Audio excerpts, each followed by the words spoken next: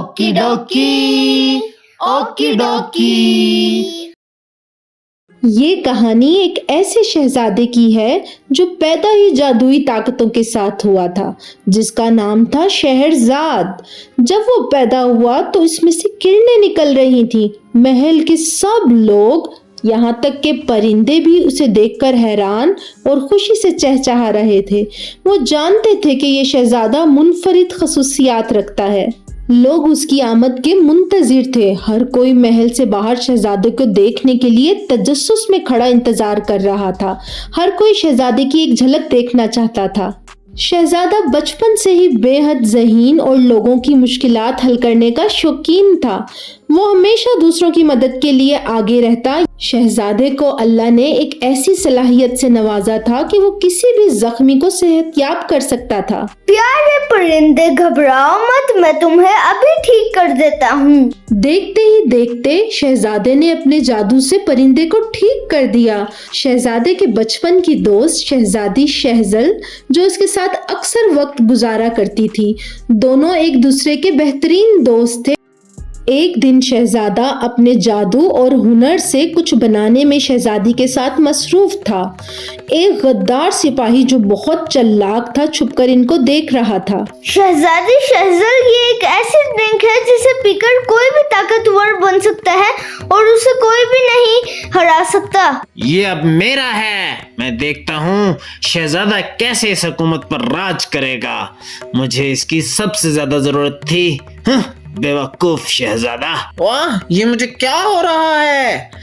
مجھ سے زیادہ اب اس دنیا میں کوئی طاقتور نہیں۔ اب دیکھتا ہوں شہزادہ اور اس کی سلطنت مجھ سے کیسے بچ سکتی ہے۔ کالیا سپاہی نے انسانوں کو جانور میں بدلنا شروع کر دیا۔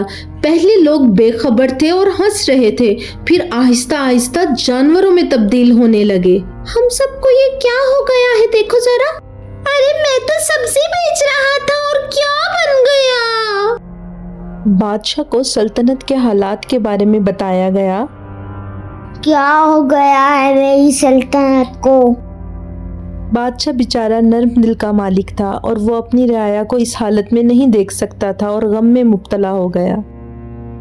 بادشاہ یہ سوچ کر پریشان تھا کہ اس کی رعایا کے ساتھ ایسا کیا ہوا ہے کہ وہ جانوروں میں تبدیل ہونے لگے۔ بادشاہ نے پریشانی کی حالت میں شہزادے شہرزاد کو بلایا اور اسے سارا قصہ سنایا۔ شہزادے کے علم میں جب یہ بات آئی تو اس نے اپنے ساتھیوں کے ساتھ مل کر ایک منصوبہ بنایا۔ کالیا یہ نہیں جانتا تھا کہ جو شہزادہ اپنی ذہانت سے اتنی طاقتور ڈرنک بنا سکتا ہے وہ اس کا توڑ بھی بنا سکتا ہے۔ تمہاری حقیقت اور تمہارے برے ارادے مجھ پر ظاہر ہو چکے ہیں۔ پر کیسے شہزادے؟ اب تو اس سلطنت کا مالک میں ہی بنوں گا۔ شہزادے نے اپنے بھرپور جادو سے اس پر حملہ کیا۔ کالیا بھی پیچھے نہ رہا، اس نے بھی مقابلہ کیا۔ شہزادہ جانتا تھا کہ وہ اس کو مات اس طرح نہیں دے سکے گا۔ شہزادے نے اپنے ساتھیوں کو پیچھے دیکھا اور اشارہ کیا کہ اس کے جادو کو الٹنے والے ڈرنک جا کر کالیا پر پھینک دی جائے۔ جیسے ہی شہزادے کے ساتھیوں نے ڈرنک پھینکی، کالیا دھواں بن کر ہمیشہ کے لیے تباہ ہو گیا۔ کالیا کے مرتے ہی جیسے ہی جادو ختم ہوا، مرجھائے ہوئے پھول دوبارہ سے کھل اٹھے، سلطنت بحال ہو گئی اور جو جانور بن گئے تھے وہ دوبارہ انسانی شکل میں آ گئے۔ شہزادہ اپنی سلطنت کو دیکھ کر بہت مطمئن تھا۔ وہ بچوں بڑوں کو خوشی سے جشن مناتے دیکھ رہا تھا۔